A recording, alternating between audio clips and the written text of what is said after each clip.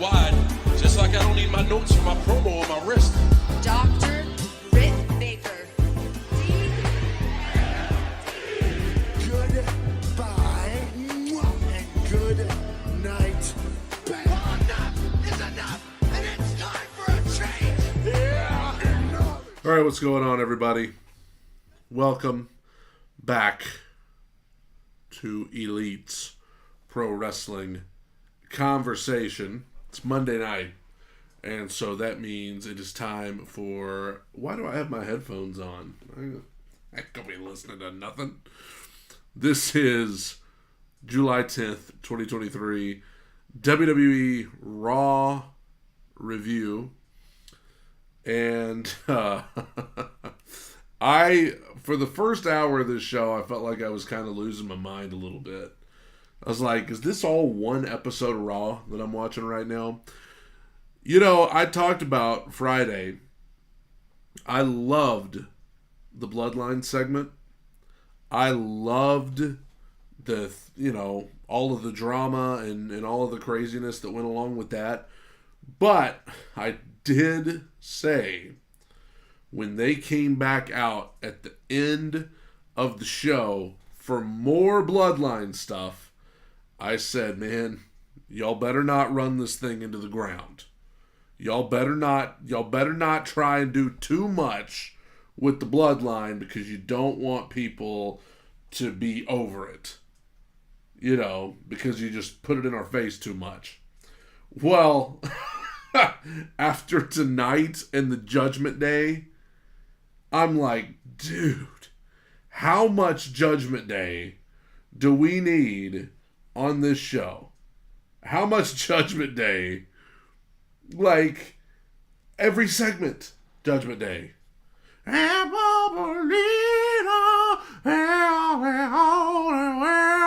Like, do we need more Judgment Day? I thought at least the Bloodline, most of it was just one big segment. Every other segment, there was somebody for Judgment Day. I was like, okay, enough with the Judgment Day. I don't even dislike the Judgment Day. But it reminded me of back in the day when you would watch Nitro, WCW Nitro, and the NWO would just come out a billion times. Like, every other segment was and they'd come out there, and then they'd go back to the locker room, and then they'd do a little 3-minute match, and then like tonight, the Judgment Day felt like the NWO in that regard. Like, they just, every time you thought you couldn't have more Judgment Day on the show, there they were again. Especially Rhea. And Rhea's great. But gosh, she was everywhere. Everywhere. So let me talk about this. Finn Balor came out to start Raw. Finn says he still is not over what happened at Money in the Bank. It's all Damian Priest's fault. So Rhea and Dom came out. Rhea wanted to work things out in private. She's like, why are we handling all this in the ring? We need to take this to the back, handle this on our own. Finn says, I ain't got a problem with the two of y'all. My problem's with Priest. So Rhea kind of pulled the mic away from Finn's mouth, and Finn ultimately left. Whatever Rhea said, Finn just got mad and left. So Rhea and Dom are still there, and they get on the mic and they say, Judgment Day still runs Raw. Don't be confused by all this back and forth with Priest and Finn. Judgment Day still runs the show, and she would love for anybody to come out and question it. Dom tried to talk. They booed him out of the building. So Seth Rollins comes out, and Dom pitches a fit. Dirty Dom. He's like, no. You're not going to embarrass me. You're not going to come out here and cut me off. Dom's got chicken wings. Seth Rollins had chicken wings. And my guy about got choked up. He about got choked up on the chicken wings. He was trying to eat the chicken wings and cut a promo at the same time. He about got choked up. Like, he ended up spitting some of it out onto the ground because he was getting choked up on the chicken wing. But he eventually told Dom to shut up, and Rollins told Rhea that tonight he'll be the only one beating Dom's booty. He didn't say booty. So we went to commercial, and we came back, and guess who we came back to? The Judgment Day. Backstage, Rhea told Priest that he and Finn need to grow up and get over it. I agree. Priest said he tried, but Finn won't listen. He said for Rhea, he will try to talk to Finn again. Drew McIntyre and Riddle versus Kaiser and Vinci from Imperium. So there's a trend going on now that I don't like in WWE because it reeks of Vince McMahon, and that is teams breaking up. Triple H is a fan of teams and factions. Vince McMahon is a fan of breaking up teams and factions. I point you to Exhibit A, which would be the Hurt Business, a great faction that they had that Vince broke up for no good reason. Not one person involved in the Hurt Business has been better off for not being in the Hurt Business. But they broke them up because why not? So that leads me to this. Drew and Riddle versus Kaiser and Vinci. Heels beat Riddle to death like forever. He finally got the hot tag to Drew, and Drew just ran wild. He hit every move he knows on these guys. Gunther tried to pull Drew out, but Riddle hit Gunther with a knee. Drew hit Vinci with a Claymore for the pin, while Riddle held Kaiser away with an ankle lock. Okay, so it's a good little match, good little tag. Drew and Riddle get the win, and Drew continues his road toward facing Gunther for the title, probably at SummerSlam or something. But afterwards, they get to the top of the ramp, and Vinci, who took the pinfall, Gunther yells at him and walks off, and then Kaiser gives Vinci a look and walks off. So they're hinting at problems in Imperium. It's like, okay, like here's the thing. Here's what's funny about it. When, like right before this, they had a Judgment Day segment, because of course they did, and Corey Graves was like, man, there appears to be dissension within the bloodline. I'm sorry, I mean the Judgment Day, he says. Corrects himself. He's like, there's a whole lot of division going on here on the show. And I'm like, yeah, there sure is.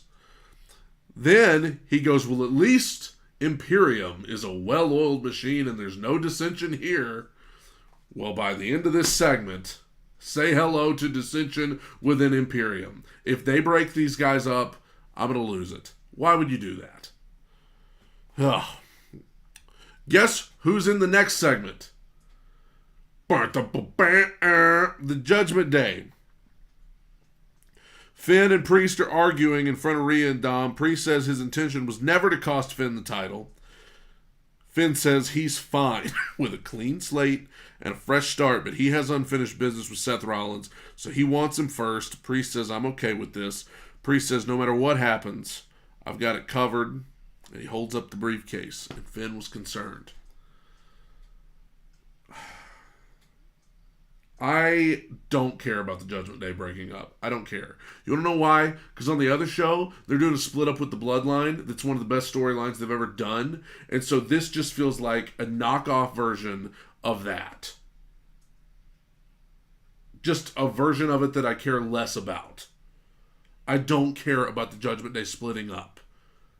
I don't care. There's no drama there for me whatsoever. Now the Bloodline, all sorts of drama, all sorts of great stuff going on there.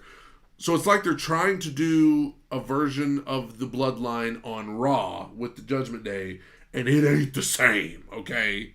Just ain't the same. It's the whole will they, won't they thing. Oh, is the Judgment Day going to break up? Is there tension between... I don't care. And I like the Judgment Day. I don't have anything against the Judgment Day. But the fact that they're going with a, are they going to split up angle? Dude, I got that on the other show and it's way better. I don't care about this. In terms of teams breaking up, the Bloodline is the one I care about. This just feels like Dollar Tree version of the Bloodline. Who cares? Anyway, Owens and Zayn, they're talking about who they want to face next for the tag titles. They name a few teams, and guess who walks up and interrupts the segment? Dom and Rhea. 4 appearances by the Judgment Day within the first 40 minutes of the show. That means they're averaging 1 appearance every 10 minutes. They named a few teams who they'd like to face. Dom and Rhea were offended that the Judgment Day were not one of those teams. They won all the titles, including the tag titles. She said Dom got a lot of cardio done in prison, and there was confusion about what she meant by this. Sammy had to whisper to Kevin what Rhea might have meant. Got a video promo of Jinder and his guys in a thunderstorm. I'm just telling you what it was. It was Jinder and his crew in a thunderstorm talking about how they're gonna beat everybody. Didn't they already debut? They've already had 3 matches on the main roster, and now they're back to doing vignettes. This looked like a promo for WCW Thunder. I was literally waiting on Thunder to start with I don't know who would be wrestling on Thunder back in the day. Whoever was the lower mid-card guys. Seth Rollins versus Dom. Why did they even do this? But first of all, Judgment Day again. Another Judgment Day segment. Seth Rollins versus Dom. Literally, Rhea and Dom are in every segment on this show. Rhea distracted Rollins. Dom attacked him. Dom lured Seth into the crowd where Finn and Priest attacked him. They're on the same page now. They're all on the same page. They're beating down Seth. And so KO and Sammy ran out for the save. And they brawled until Seth got a chair and Judgment Day bailed. So in the first hour of Raw, this was the first hour, the Judgment Day were mad at each other. Then they urged each other to talk. And then they talked. Now they're on the same page. They had a segment with Owens and Zayn to hint at their involvement in the storyline, to get them involved. Then they had this, where now that they're on the same page, an hour ago, they hated each other. Now they're on the same page, they're beating down Seth Rollins, and the guy that they just got into it in the back with on the segment right before this, they happen to run down to make the save. This all in 1 hour. It felt like a month of TV. This felt like a month's worth of TV in an hour. Too much Judgment Day. Like the NWO in 1998. So then they announced that the main event for tonight will now be, you guessed it, KO, Sammy, and Seth versus the Judgment Day. And this is where I wrote my notes. This is literally a month's worth of booking in one show. So Ricochet came out to confront Logan Paul. Ricochet is great. He is one of the best athletes I've ever seen in wrestling. But in terms of the storyline, and Robert Smith says in the chat, speaking of the Hurt Business, where's Bobby? He lost to AJ in the World Title Tournament. Now, I have no idea where Bobby left. I hadn't heard anything about Lashley. Ricochet came out to confront Logan Paul. And I thought Logan Paul, who's supposed to be the bad guy here, I thought he raised a lot of valid points, honestly. Ricochet came out and said all he's ever wanted is to entertain the fans and make sure everybody went home glad they got to see Ricochet. Talked about Logan Paul, said we've crossed paths many times in WWE already. Said Logan jumped him after Money in the Bank and then went on his podcast and called Ricochet unprofessional when Logan Paul had even admitted he didn't know what he was doing in the Money in the Bank ladder match. That was a good reference by Ricochet. He wants Logan to come out. Here he comes.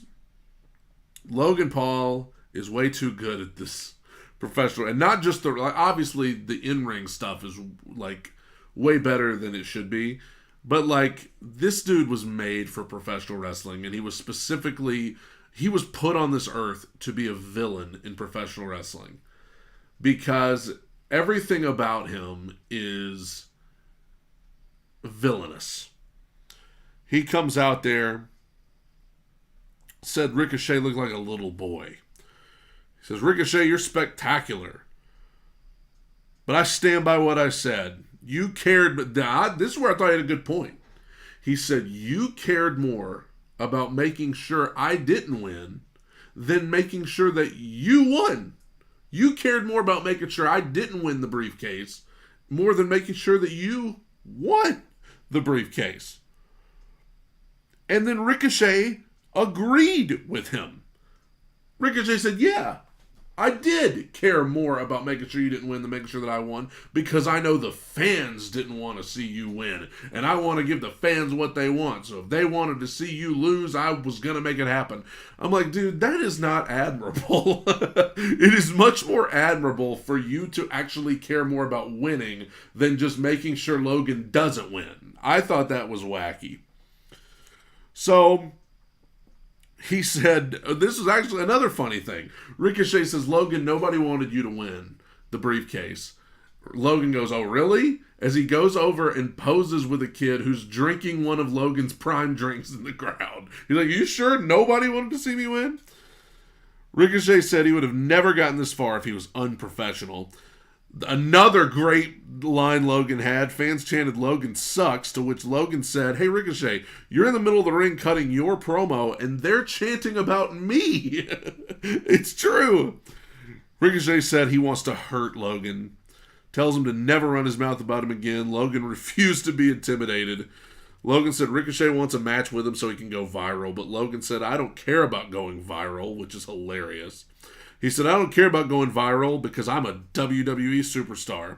And then Ricochet flipped through the air. Not to do a move, just to flip. He reared back and he did this beautiful flip. And he ended up standing right in front of Logan. To which Logan said, and I quote, that was good for a TikTok. I lost it. He said, that's pretty good for a TikTok. Logan went to punch him. Ricochet did a little flippy DDT looking move to Logan on the floor. So this was good, man. Logan Paul, think whatever you want about him. He's good at this stuff, man. He's very good at being a bad guy. Becky Lynch versus Zoe Stark. Probably gotta be Zoe's best performance on the main roster. It felt like most of this match was just Zoe doing moves to Becky. It felt like every time Becky would get a little bit of offense, Zoe would just cut her off and do like 8 moves in a row. Zoe tried to cheat and hold the ropes. This was a weird moment. Zoe tried to cheat and pin Becky by holding the ropes, but the ref caught her. It was like, no, you can't do that. So then Becky reversed it, and Becky tried to cheat by holding the ropes, and the ref was not going to catch her, but Trish jumped up there and was like, oh, hold on. If Zoe can't do it, she can't do it, and Becky got mad. I was like, what kind of baby face are you? You're mad that you can't cheat, even though she just got, I don't know.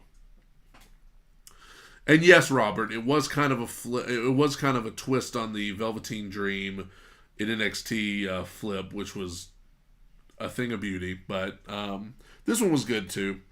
So Becky countered Zoe's move, and Trish jumped up for a distraction. WWE, man, they love them a distraction finish.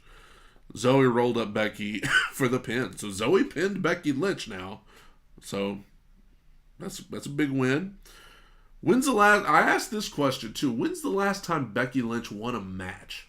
She's like the biggest star in the women's division or whatever. When's the last time she won? Right now, it looks as though she needs a partner to go against Trish and Zoe Stark. So I don't know. She's going to have to get Lita on the phone or something. Backstage, Seth Rollins was thanking Kevin Owens and Sami for coming down, and Rollins wants to come up with a plan. And Rollins, here's my question. So Kevin Owens' whole thing right now is that he has anger management issues. He explodes with anger and yells and screams. So of all people, he's hanging around Seth Rollins, who is like, ha ha ha, energy, woo! He's like freaking out and moving around like he just snorted a bunch of cocaine. And Kevin Owens is just kind of standing there calm, and I was like, how can Kevin Owens even be in the same room as Seth Rollins? Because Seth Rollins is like everything Kevin Owens would hate in a person in storyline. Because Seth's like all loud and energetic, and Kevin Owens is just like brooding constantly. So Sammy said, we can beat Judgment Day. You know, they're all on the same page now, but we can beat them because we're all champions. You're the world champion. We're the tag champions. We're champions for a reason. We can beat these Judgment Day guys. KO said, I've got a plan. He said, my plan is to punch faces, smash faces, or actually it was punch faces, smash bodies, and break noses. And then he just yelled a lot. He was like, that's what we're going to do. I was like, dude, Kevin Owens and Sami Zayn, they don't really have anything to do right now because they're kind of out of the bloodline thing. And it's hard, like, they kind of feuded with Imperium for a second. Now Imperium's moved on. So they really don't have anybody to feud with. But, man, they make the most of every single bit of TV time that they get every single week. It's great. Speaking of great, Alpha Academy. We're out here for the graduation of Maxine Dupree. Gable and Otis. Just thinking about Otis. They're out there in graduation gowns. Gable started off his thing with his shoosh or whatever. Gable said, we are here tonight to honor achievements, not mine, because that would take all night. That was great. I love that. Gable brags on what Maxine accomplished last week when she pinned Valhalla.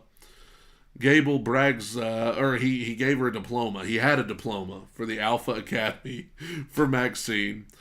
And so Maxine comes down. They're all in graduation gowns. Otis and Gable, they have on red graduation gowns and hats. And Maxine has like on this kind of, it was different. It was a very nice graduation gown she had on. So she comes out and says when she first met Gable, she thought he was hideous. But she realized he's a great mentor and teacher and friend. Fans chanted, you deserve it. And she said, I have to thank this beautiful hunk of beef, Otis. If it wasn't for him, none of this would be possible. Which prompted Otis to get into the mic and go, yeah! Not like the LA Knight, yeah! This was like, yeah! Like kind of like a rougher Kool-Aid man. Maxine said they're just getting started, and I was relieved because I was like, this segment is going to end with them breaking up. Everybody's breaking up. So you know she's going to bring out the models and she's going to go back with them. Thankfully, that didn't happen. Otis, all I know is that Otis took off his gown and began to thrust. That's what happened. And they all said, thank you. Otis had trouble putting on his Letterman jacket. It would look too small for him. So they told Maxine to take off her cap. So she takes off her cap. Then they asked her to take off her gown. And for a second, I thought I was watching a little Attitude Era. Stuff like that. This is something they would have done in the Attitude Era for completely different reasons. She took off her gown and she had on a very dignified outfit. But if this were 1998, it would have been sable in like a G-string and the smallest top you've ever seen in your life. And she's going to put on her new Letterman jacket, and the Viking Raiders come out, and Valhalla attacks Maxine from behind and steals her jacket. So they've stolen her jacket, and so this feud's continuing, which is fine, but like this is the most one-sided feud ever. Alpha Academy wins every week. The Viking Raiders have done nothing but lose since they came back. Valhalla has done nothing but lose since she came back. But whatever. It's entertaining. In the Alpha Academy, there is something there that I hope, like, because Chad Gable, he's been compared to Kurt Angle a lot, and I get it. But Kurt Angle, who had great comedic timing, he was very funny. Man, he was the wrestling machine, right? He could turn it on. I hope they start to delve into the side of Chad Gable that's like, no, this dude can go in the ring. Otis really is nothing but comedy, and Maxine can be a little bit of both too, but I hope they continue to explore this group because I like them, and I think They're entertaining and they're funny, but I hope they can get some semblance of a serious side as well. So then, after all of this, first hour and a half, most of this show has just been the Judgment Day. Over and over and over. Backstage segments, in-ring segments. Then they had the audacity to be like, tomorrow night on NXT, guess who's gonna be there? I do believe the Judgment Day are gonna be on NXT tomorrow. Please tune in if you need more Judgment Day. I was like, forget it. I'm not watching NXT. I've had enough Judgment Day. Shayna Basler versus Emma. Shayna tried to... so this is pretty much a squash. I mean, Shayna just beat her to death, but Shayna kept trying to talk smack, but you can't understand a word she says because she's got a mouth guard in. So she's trying to like say something to the crowd, and it just sounds like it's like, what did you just say? And Corey Graves is like trying to interpret it. Oh, she said, blah, blah, blah. I'm like, don't act like you know what she said. So she beat Emma in like 2 minutes with the choke. Right after the match, Ronda came out to what sounded to me like massive boos. Ronda came down and they started brawling, and then Shayna got her in the clutch, but Ronda reversed it into an armbar and Shayna retreated. So it appears as though they're treating this as though Ronda is the babyface and Shayna is the heel. And for the life of me, I mean, I know Ronda's getting ready to leave anyway, so who cares? But like, why would you do the Ronda?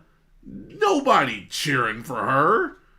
Is Shayna, like, I'm not going to say people are going nuts for Shayna, but like, interesting choice to have Ronda be the babyface. Maybe they're just thinking long term Shayna's a better heel, which is true. So we just got to have her run as a heel in this match with Ronda, and then Ronda's going to leave anyway, so it's fine. But still, it was baffling to see this because it's totally opposite of what the crowd's giving them. Shayna tried to say something to Ronda from the ramp. I don't know what it was, because with the mouth guard in, it all just sounded like... Cody came out. I will say this, when Cody lost to Roman Reigns at WrestleMania, I thought that the worst was yet to come for him. I literally was like, in 6 months, he's not going to be nearly as over as he was here tonight. I was wrong, because the people still love Cody Rhodes. Like, he feels like a huge, huge star still. So kudos to them. And when they did the deal with Brock Lesnar at the Raw after WrestleMania, it was like, man, this guy, it's going to be a rough road ahead. Never mind. Like, he has stayed strong, and they still go nuts for him every time. And he may be, like, he's one of my favorite promo guys in the business right now. Because, like, yeah, some people complain that it gets a little cheesy sometimes. And, you know, but, man, he just knows how to get you to care.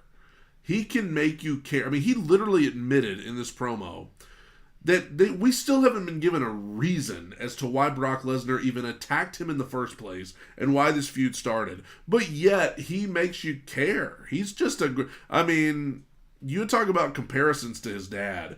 Promo, now in ring, they're totally different. But like, in terms of promos, I would put Cody up against anybody, personally. He is so great, and especially at the WWE style of things. I think in AEW, he was like just, it was so obvious that he was just not that kind of guy. He could make it work, but like, he felt like a WWE guy on AEW television.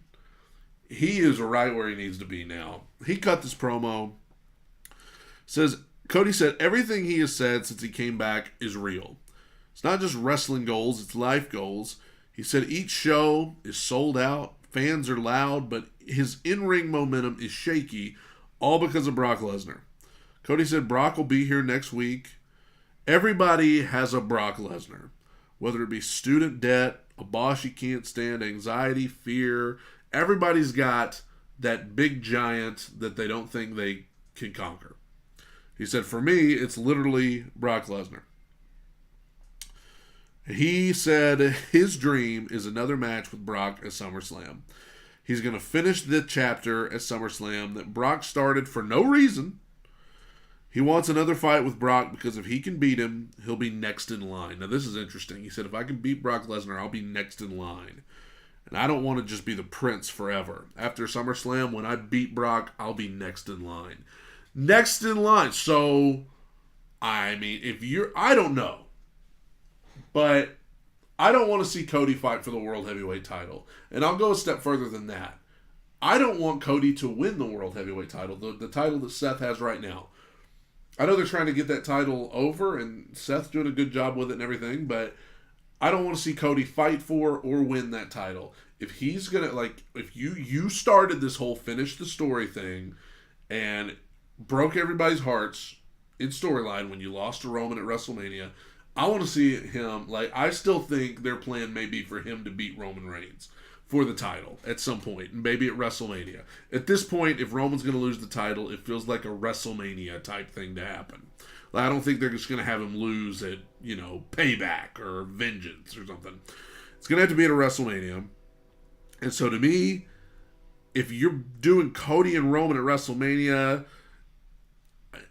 that's still a ways away. We're still in summer. By the time SummerSlam gets here, it's going to be the beginning of August. So September, October, November, December, January, February, March. 8 months till WrestleMania. So, I don't know what their plan is with Cody after SummerSlam. I'm assuming he has to beat Brock Lesnar at SummerSlam. But where he goes from there, I don't know. Obviously, Roman's on another show. I don't know if they're going to have Cody win the Royal Rumble again and then get to choose. But either way, if he's going to be fighting for a big title, it needs to be Roman's title, not the World Heavyweight title. But this was a great promo. And I like the suggestion Robert just had here. Gunther wins the Rumble. He goes on to face Seth. Cody wins the Elimination Chamber. He goes on to face Roman. That would be good. I love Gunther. Okay, I would love to see Gunther get that big of a match at Mania. Ciampa versus Miz in a no DQ match. This moment right here on commentary, oh my gosh, I don't know why I thought it was so funny. They're making their entrances, and Corey Graves is trying to explain to us how a no DQ match works. It literally is self-explanatory, but he's trying to explain it, and he just can't do it. He is stumbling over his words. He cannot figure out how to say what he's trying to say. So he finally just goes, "Help me out, Kevin, I'm dying here." To which Kevin just goes, "Pretty much anything goes." Thanks, Kevin. That, it was the most, straight out of The Office Dwight and Jim moment. It was like he could not for the life of him explain what a no DQ match was. Could not figure out how to say it. And finally he begs for help, and Kevin just goes, "Pretty much it means anything goes." Great. So Ciampa's on the attack early. The fans were into this because it's no DQ. There's garbage cans, there's tables, there's chairs, there's all this stuff. And Ciampa kneed the lid of the trash can into Miz a few times, and then he hit a big slam from the top rope through the table, and I felt like that was going to be the finish. But then Bronson Reed showed up and pulled Ciampa to the outside, beat him up, threw him in the ring, gave him the big splash. I love Bronson Reed's splash that he does with the top rope. That's a thing of beauty. For a big man to make a splash look that good, it's a thing of beauty. He hit the splash, left, Miz rolled over and pinned Ciampa. So the commentary, they were insinuating that Miz had hired Bronson Reed potentially to come help him out tonight. I don't know, but Miz usually does better when he's got somebody with him as a group or a team. So maybe it's going to be Miz and Bronson Reed. That'll probably be fine because Bronson Reed don't do a lot of talking, so Miz can do the talking for him. And hate to see Ciampa lose in, his first meaningful match back, but whatever. Liv and Raquel, Liv and Raquel are in Gorilla and are approached by Sonya Deville and Chelsea Green, as as the ring announcer says. Raquel said they'll be at ringside for their match coming up, and up walks Rhea Ripley from the Judgment Day. And you believe away. She said, if you guys get in my business again, to Raquel and Liv, it'll be strike 3. And Chelsea comes up and goes, yeah, 3 strikes and you're out, like in basketball. Oh my gosh. Rhea got mad at Chelsea, told her to leave her alone. And then Liv told Rhea they're not scared of her. And Raquel said if Rhea keeps being a bully, they're going to get her. Robert just brought up a great point. Ciampa's going to need a tag team partner to go against Bronson and Miz, which might make the way for the DIY reunion. Sonya Deville and Chelsea Green versus Carter and Chance. This is the worst thing on the show. This was not good at all. Chelsea botched a sunset flip, and they cut to Liv Morgan at ringside watching as she looked like someone who had just watched someone botch a sunset flip. Oh my gosh, this match was not going well. Chelsea rolled up Chance and Sonya grabbed her feet for the cheap pin. This was bad, and the only good thing I can say about it is that it was short. Next week, it's Liv and Raquel versus Chelsea and Sonya for the titles. Hopefully that'll be better. Backstage, Drew and Riddle were chatting when Byron Saxton walked up and asked about their match earlier tonight. Drew said it felt good to win, and Drew said, I've been watching all these groups that have popped up suddenly, and they're using the numbers game, and you know what? Me and Riddle, we're going to ruin all these groups. All these groups that have formed while I've been watching these last few months, we're going to take them all out. So the ironic thing is, Drew and Riddle are going to form a group that is meant to take out all the other groups. And what's wrong with all, like, these groups are like the backbone of the show. And they all seem to be not getting along and wanting to break up. So Drew's like, we're just going to end all these groups. It's like, no, just let them, if you wait long enough, if Vince stays in the booking room, they will all end themselves, okay?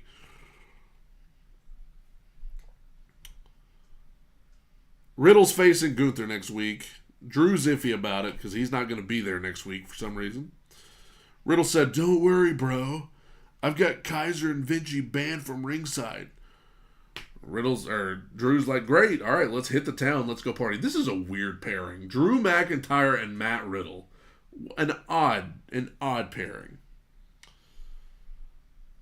And then out comes Seth Rollins for the 3rd time tonight.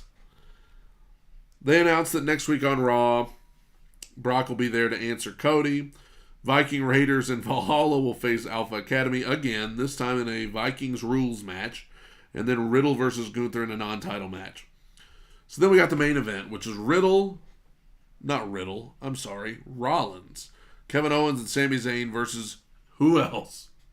What you believe I have. Judgment Day. I wrote here, I have watched these people make their entrances a billion times tonight. I just hope they're not overexposing some of these people. They eventually all started brawling early and ended up with Owens doing a swanton onto everybody. Later in the match, Rollins got a hot tag, hit Dirty Dom with a bunch of his big moves, and Priest went for a clothesline on Rollins. Almost hit Balor, and then Rollins kicked Priest into Balor anyway on the apron. Finn got a tag and had a weird botch with Seth. I don't know what they're trying to do, but they botched a move. Dom hit a frog splash for a near fall. Sammy got in there and kind of hit a blue thunder bomb on Finn, but it got botched too. I don't know what happened, so then Sammy hit the correct blue thunder bomb for a near fall. Sammy clotheslined Priest over the top, went for the haluva kick, but Rhea grabbed his foot. Priest hit Sammy with the big choke slam, followed by Finn hitting the coup de grace for the pin. And I wrote, I'm sorry, I do not care about the Judgment Day splitting up or the threat that they might split up, because there's a much better split up happening on the other show, SmackDown. And they went off the air informing us that tomorrow night on NXT, the Judgment Day are going to be there. And that was Raw. Would you believe